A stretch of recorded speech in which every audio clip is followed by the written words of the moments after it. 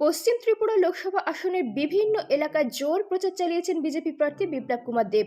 রবিবার তিনি বটজলা কেন্দ্র এক সমাবেশ করেন। সেখানে বক্তব্য রাখতে গিয়ে নেহেরু গান্ধী পরিবার থেকে শুরু করে নিজের প্রতিদ্বন্দ্বী কংগ্রেস প্রার্থীকেও আক্রমণ করেন। বিপ্লব বলেন, জওহরলাল নেহেরুর কন্যা ইন্দিরা নেহেরু না হয়ে গান্ধী হয়ে গেছে, একইভাবে রাজীব খান না হয়ে রাজীব গান্ধী হয়ে গেছে। একই অবস্থা রাহুলেরও। আশিস সাহাকে তিনি কংগ্রেস প্রার্থী না বলে তরমুজের প্রার্থী বলেন। তরমুজের কারণেই সিপিএম 25 বছর ক্ষমতায় ছিল।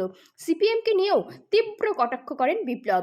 এই দিনের সমাবেশে প্রদেশ বিজেপির সভাপতি রাজীব ভট্টাচার্য, বটজলা কেন্দ্রের প্রাক্তন বিধায়ক ডক্টর দিলীপ সাহা সহ অন্যান্য নেতৃত্বরা উপস্থিত ছিলেন।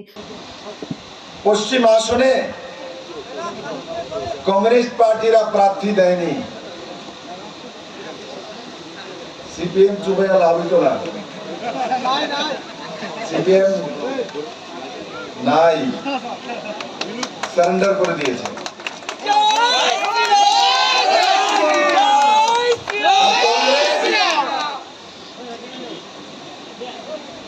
কংগ্রেস এক তরমুজ, এই তরমুজের কারণে 25 বছর কমিউনিস্টের সরকার ছিল। আর আজকে তরমুজ থেকে একজন দাঁড়িয়েছে।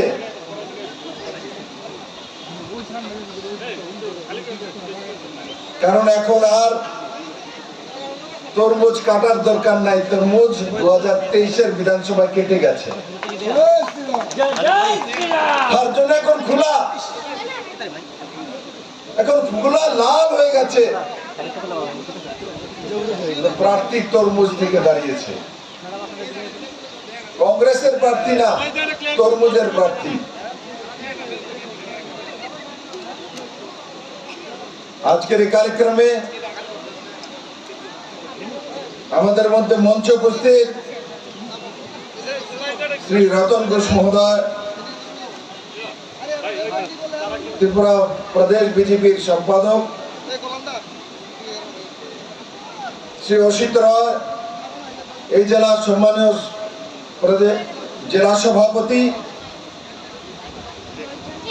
Shri Sajal Acharya, state executive member আদরণীয় ডক্টর দিলীপ দাস মহোদয়।